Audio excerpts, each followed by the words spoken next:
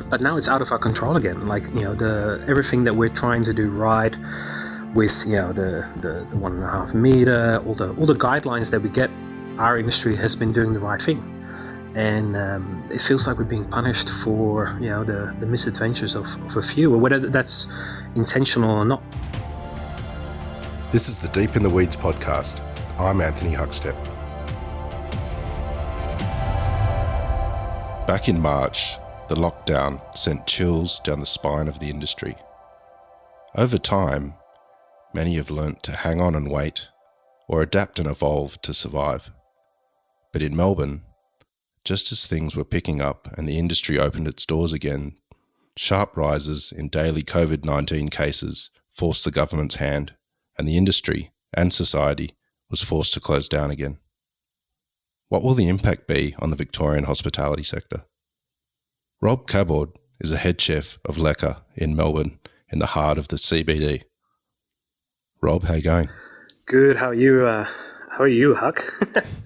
Probably faring a little better than you at the moment. How are you feeling right now? You got shut down in March, and now the news has just come that the lockdown has been put in place. How are you feeling? A little. To be very honest, a little mixed emotions. There's a bit of anger, disappointment.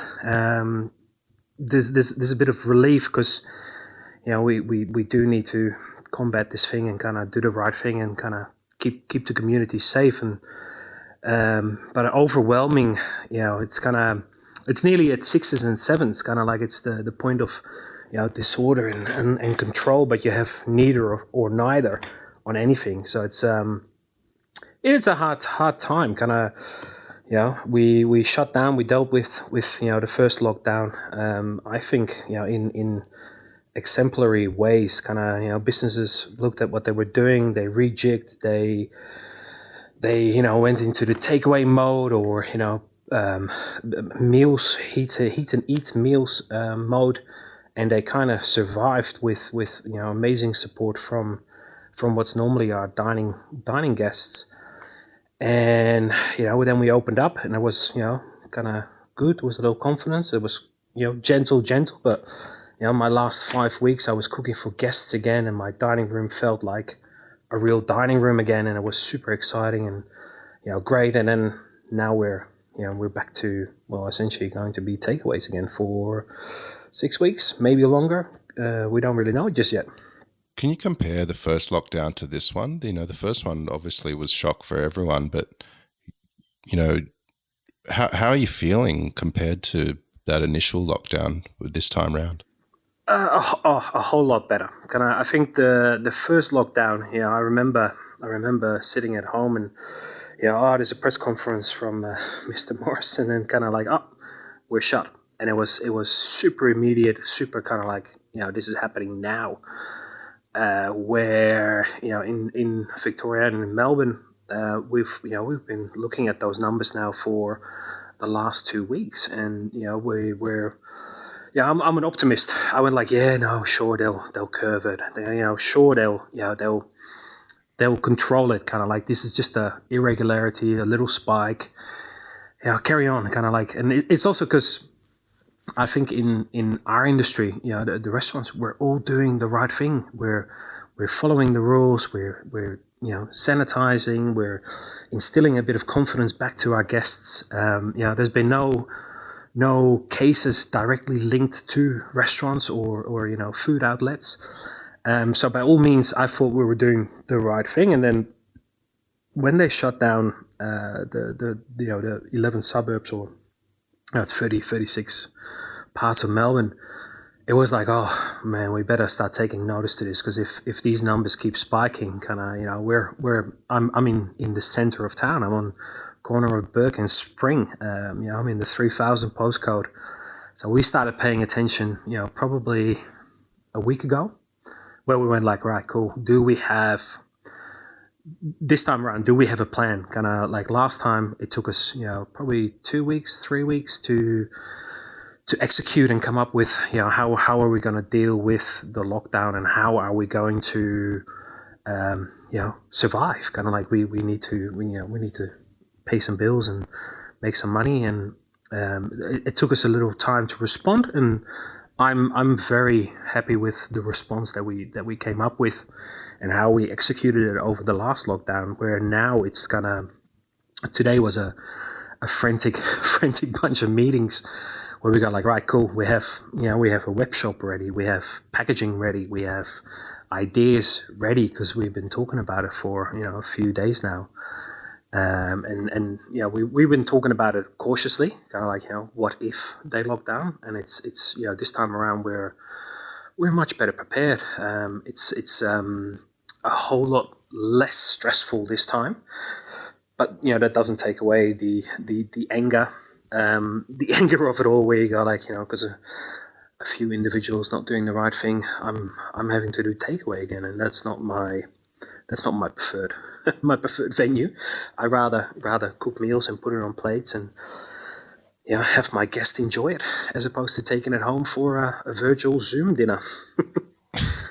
A little earlier, you did sort of mention that you're feeling a mix of emotions, and disappointment and anger are amongst those. Could you tell us a bit about that? What's making you feel that way? Kind of like, as I said, like we're doing.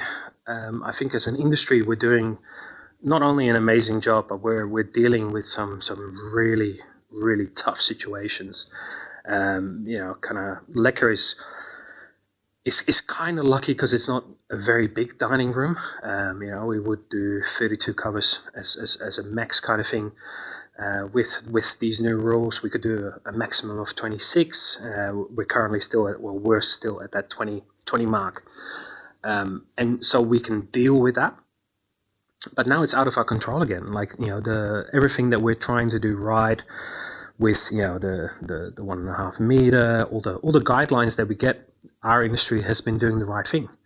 And it feels like we're being punished for, the misadventures of a few, or whether that's intentional or not. Kind of like, I'm sure these people didn't mean to get COVID or spread it. But it just makes me angry that if everybody just did the right thing, we wouldn't be in this ship again. I don't want to do takeaway. I want to cook for people.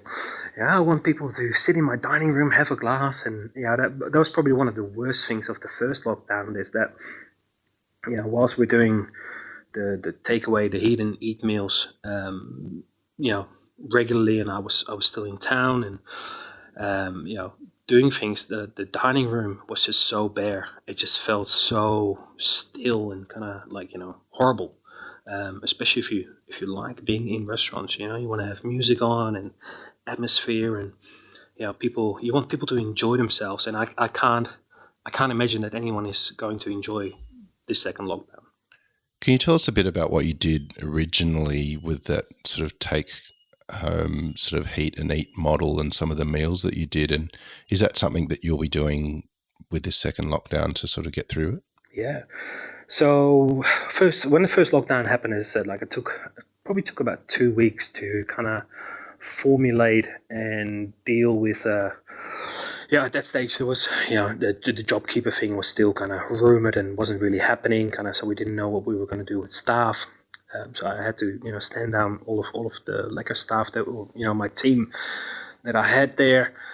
Then we went like, right, cool, what are we going to do? Well, we're going to cook fun meals that people can heat up themselves. But we still wanted to be of high quality. We didn't want to go down the line of Lekker is now doing burgers. Nothing wrong with burgers, but we don't do burgers as a restaurant. So why should we do it as a takeaway?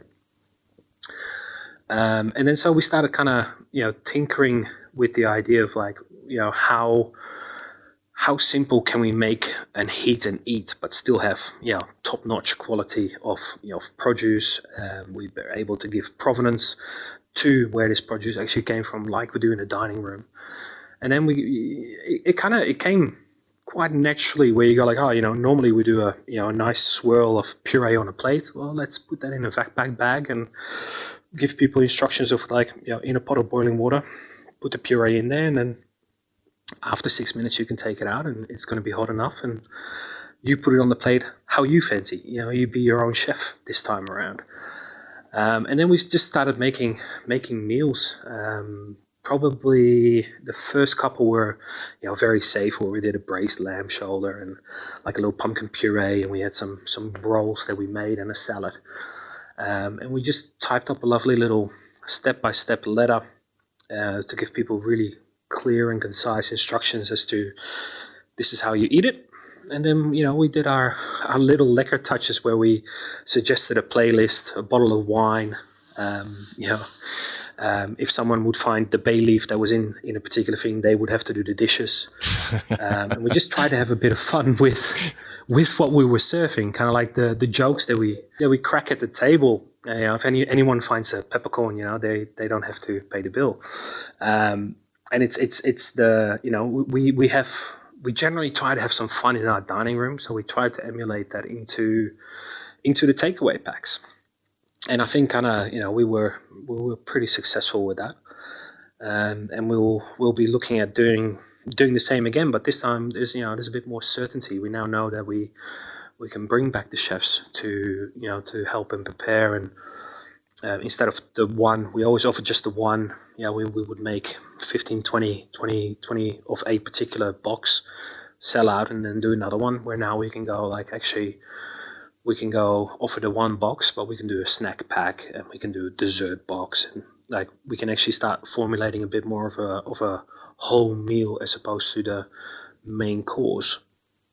With as I said, with the certainty that we have staff, and the boys from the front of house can actually go and do the deliveries, wine match whilst they're there, and kind of actually still feel productive. The whole team is in it. And it's a really nice. It's a much nicer feeling to know this time around I will not be the only one in this kitchen. Can you tell us a bit about Lekker? You've had a pretty extraordinary career with Americo and Key for a long time, and tell us a bit about this restaurant. It was a move back to Melbourne, and you're cooking more of cuisine of your heritage. But what makes Lekker different? Oh, well, Lekker was a dream, kind of it was something that kind of happened, kind of unexpected. I finished up at Key after I was there for 4 years. Took a little bit of time off, and at one stage, my wife said, "Okay, you are bored now. You need to go get a job." And I couldn't find anything that I really liked. I had some job offers, and did the rounds, and had a look at some stuff, and someone that I met through a couple of years ago, just through being in the food scene. He owns the Windsor Hotel. Adi Mr. Halim owns the Windsor Hotel, and he had always said once you're done at Key, come have a coffee. And I thought, you know what, I've got nothing to lose, and it's a beautiful, gorgeous hotel. It's one of the oldest hotels in the Southern Hemisphere. It's a really grandeur, kind of old style hotel, and we're having this coffee, and he goes if you want to do a restaurant, or a pop up, I go actually pop up, but I don't want to do pop up for a couple of days. I want to do a residency, let's do a month or 2, 3, or maybe a season, right? And actually just cook again, just cook dishes that I like to cook and eat, and put it in front of people. And he goes I've got this function room, and my hand on my heart, my first reaction was oh my God, no.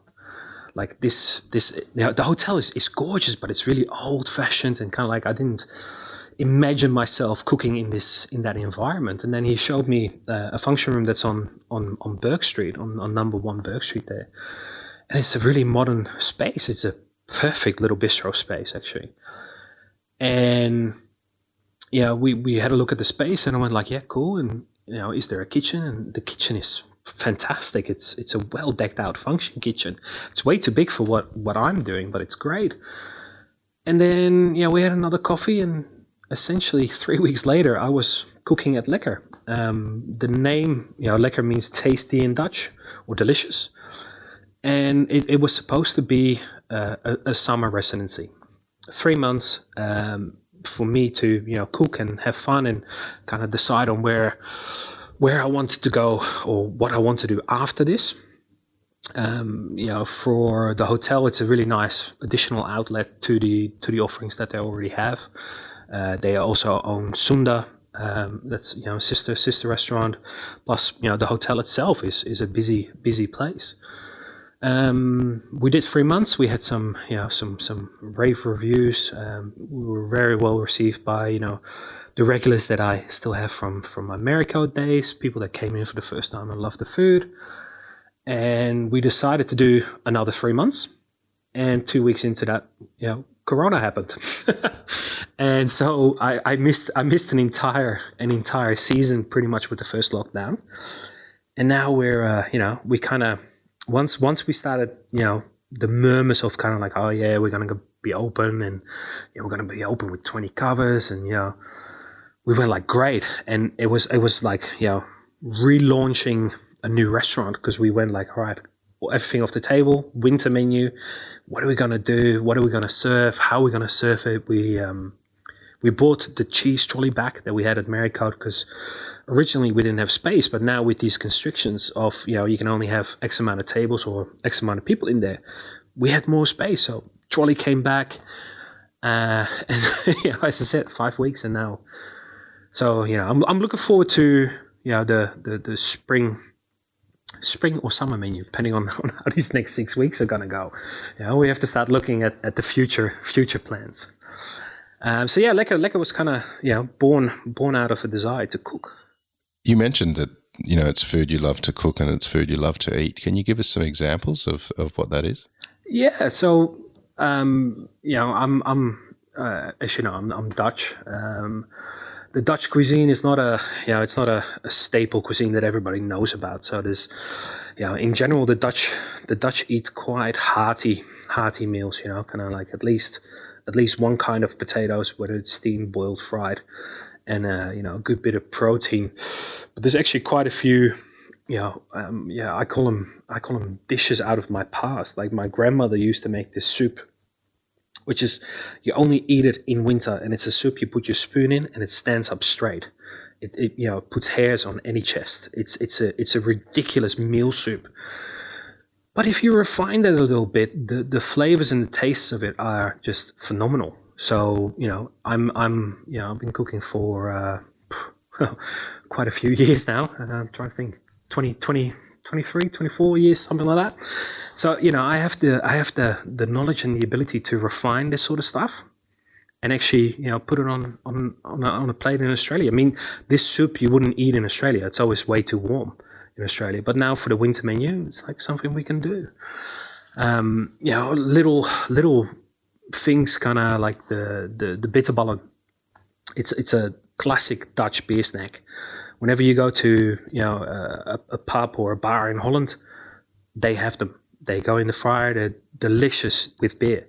So we have them as a snack, and it's kind of like just little touches, whilst using pretty much just Victorian produce. I've always, and we already did this at Maricode, quite a few years ago now, but it was always showcasing the best that we could get for that season.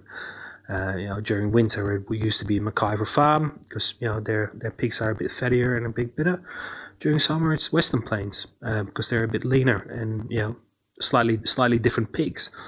So that was kind of the exercise and the freedom that we have here at Lekker, is that nothing is safe on the menu. It changes every second, third week. We change the whole menu, half the menu, a dish. And it's a really nice kind of formula to work on. Kind of like, you remember eating that apple pie your grandma used to make? I mean, it sounds really sappy, because most grandmothers made apple pies from wherever you're from. But it's kind of like, yeah, we should do something like that. That's really wintry. And then we start tinkering and playing, and the next thing you know, you have not an apple tart but a rhubarb tart on your menu. How did you get started in cooking, and how does a proud Dutchman end up in Melbourne cooking for Melburnians? Well, let's do the cooking first. I've always had an appetite for food. Kind of like, I love food, and I kind of trained in a hotel school, very serious, and originally not even, I wasn't training to cook. I was training to learn all the the craft that comes with hotel operations, F&B manager, and that higher to middle management in the hotel restaurant world. And then I did a stage as an assistant in an office, and I fucking hated it. I really did not like what these people were doing in an office. It didn't appease me at all. And I asked, hey, can I be transferred to a different section or part of the hotel? And they were like, oh yeah, go see the head chef, because for sure he's got something to do. And like the head chef went like, yeah, are you sure you want to do the kitchen? Kind of like, go do F&B management. I'm like, no, like, let's check out this cooking thing. And I was hooked. Like the first service I did, it's like, a complete adrenaline junkie for service. I love the hustle, the bustle, the service, the environment, the camaraderie, and from there on, you kind of, once it has its hooks in you, you just get pulled down this tunnel of adrenaline, searching for good food, and then you end up in a Michelin place or a 3-head place, and you're like, wow, this is like, we're on the top of our game here. We're cooking so hard and so refined, and so the search for perfection.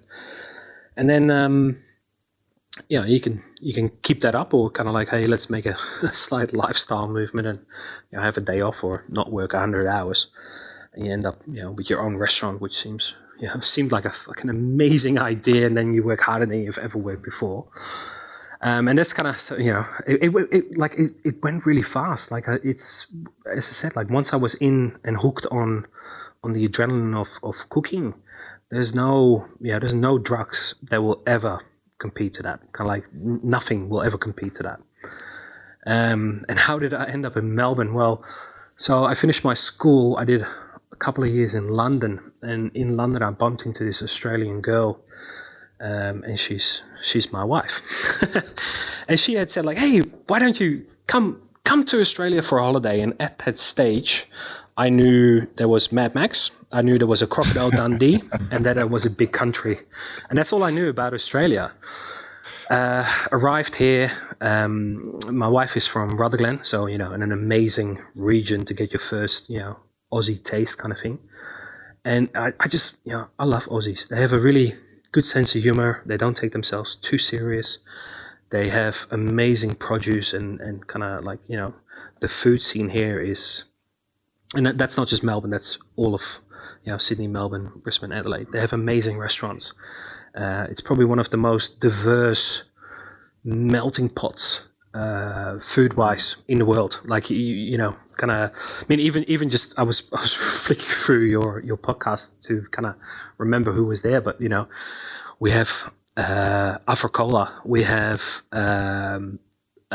Vic, at Liho, and kind of like all, like, it couldn't be more diverse if you tried, but it's all here at our fingertips.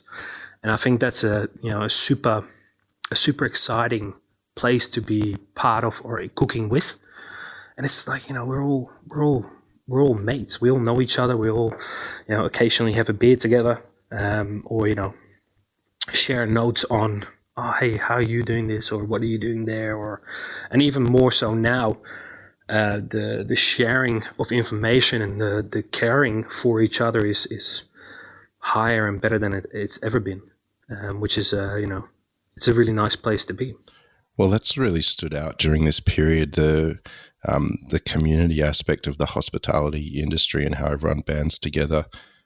What will you be doing differently during this lockdown after having experienced one already?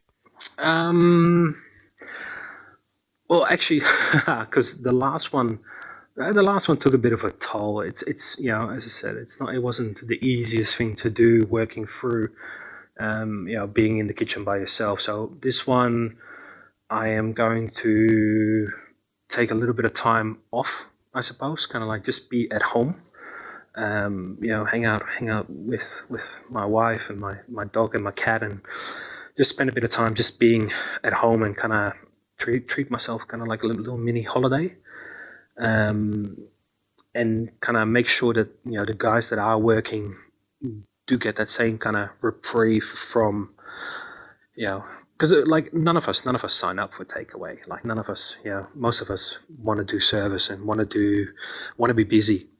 So I think just the dealing with I mean it sounds a bit boring, but like the mental health of my team is going to be more on the forefront this time around, where check in on people, kind of we can still kind of move around a little bit, or come to work, but maybe have a cup of tea, where the normal routine is when when the front of house guys arrive, we have a coffee, we talk about the service, the day, and I think that social part is kind of taken away a little bit.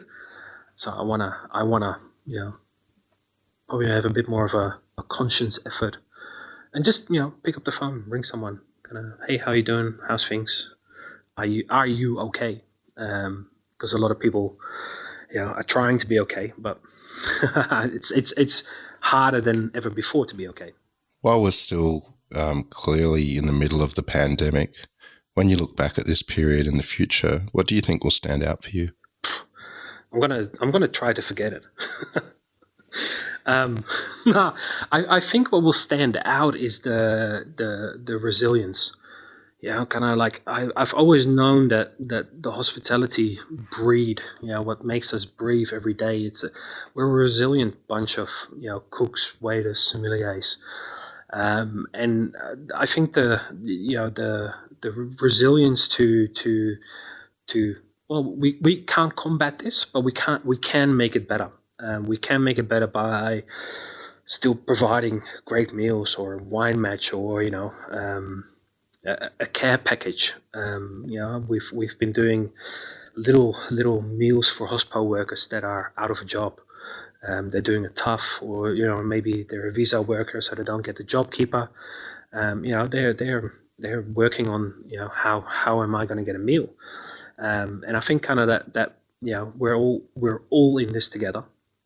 We're all fucking hating it, but we can make it better by just being there for each other. Like, take care of each other. Look around your direct community. Is there someone that needs a bag of flour, a cup of sugar, a chat, a cold beer, whatever it needs. And I think the hospitality as a unity has picked up amazing, and picked up their game, and actually went like, mental health. I remember 10 years ago cooking, mental health didn't mean shit to anyone, and now more than anything, people go like, oh, are you okay? Kind of, you want to have a chat, you want to talk, you want to get it off your chest, and it's I think those sort of things that will hopefully be in from here on in, from the future or into the future, people will be a bit more sensitive to that sort of stuff. Remember that we're all hating this part, and kind of how do we get better? Well, by taking care of each other, taking care of our communities. Well, looking at the current lockdown in Melbourne, what are the lessons for the rest of Australia? Be careful what you do in hotel quarantine. Kind of that's a big lesson, I think, out of what's currently happening here. No, I think as I said earlier, I don't think anybody really wanted to get COVID, or actively spread the disease. It just shows how incredibly fast it moved. 2 weeks ago we were at 6, maybe 10 cases a day. Yesterday was 190. Today I think it's 130, and it just moves so rapid, and it's probably to do with people not really following the rules, or being having that moment of freedom and go like, yeah, fuck it, we're out of lockdown, where I can now shake hands again. I mean, I'm guilty of that. I still want to shake people's hands, kind of like, no, elbow, heel, foot, kind of like. just a nod. And it's those sort of things that, in an unguarded moment, you can do a lot of damage without knowing it. So just, keep up the rules, keep up the distance. And for all the brothers and sisters in my industry, keep up the great work. There is not one case related to a restaurant. So that means we're doing the right thing, and keep that up. Like, don't become complacent. Don't take the piss. Kind of like, it sucks. It will suck for probably the rest of the year. But if we keep doing the right thing, we're looking a whole lot better already. Well, if everyone does the right thing, and this 6 weeks stays at 6 weeks, and you get to open Lekker again and deliver a spring menu, what's it going to be like cooking the spring menu? And do you have any dishes in mind from your ancestry that would be great in spring? It's gonna be glorious. It doesn't matter what I cook. It's gonna be glorious. Just cooking, like just putting food on plate again. Actually, right now we're talking about doing the heat and eat Lekker packs again. So we're kind of busy with that, where we're we're like, right, cool. We'll do one like this, one like that. Kind of come up with some garnishes and some bits that are easy for my guests to heat up at home, kind of thing. So I'm busy looking at that spring menu. I haven't thought about it yet. I think it's let's get through at least 4 weeks of this, and then we'll start thinking. And also, kind of, I mean, this is the other part of what makes this harder. A lot of my producers are pretty small. Like the guys from Great Ocean Road Duck. They were cautiously going to grow out a few more ducks, and they're not going to sell any duck for the next 6 weeks. So they're going to struggle. So it's going to be hard actually. Reopening and going like, right, cool. Who's still around? Who is still, is my fishmonger still working and alive and doing well? And kind of, did he get enough support during this second lockdown?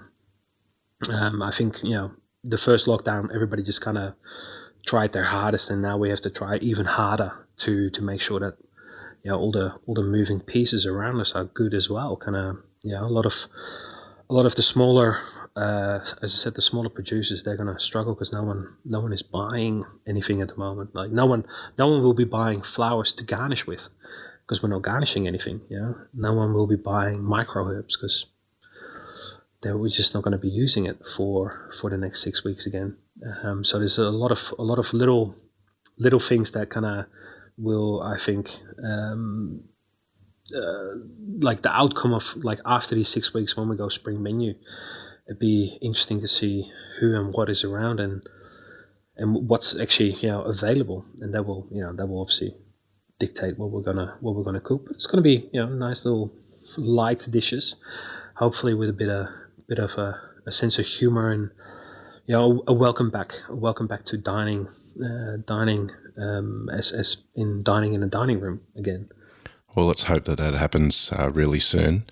Mate, always great to chat, and also it's nice to talk to someone who likes the same terrible music that I do as well, although we didn't talk about that today. Oh. I mean, that's one of the kind of positives of this having time to myself, and time, extra time that I'm not in the kitchen. Kind of, I actually can go like, I'll put on the catalog on the Spotify and go like, right, let's do a day of Iron Maiden, or a day of a day of Megadeth, where you just play the one band. That's been a good thing about the good old COVID. Everything else is rubbish, but yeah. Well, I'll sign up for that too. Check out the latest Havoc album. That's a good Thanks for the tip, mate. Always good to chat. Keep in touch. I know it's pretty tough times. Stick in there and just keep doing what you're doing, and we'll talk soon. No worries. You too, man. Take it easy and say hi to the wife and the kids. This is the Deep in the Weeds podcast. I'm Anthony Huckstep. Stay tuned as we share the stories of Australia's hospo community, suppliers and producers in search of hope during this pandemic. Special thanks to executive producer Rob Locke for making this all happen. Follow us on Instagram at Deep in the Weeds Podcast, or email us at podcast@deepintheweeds.com.au. Stay safe and be well.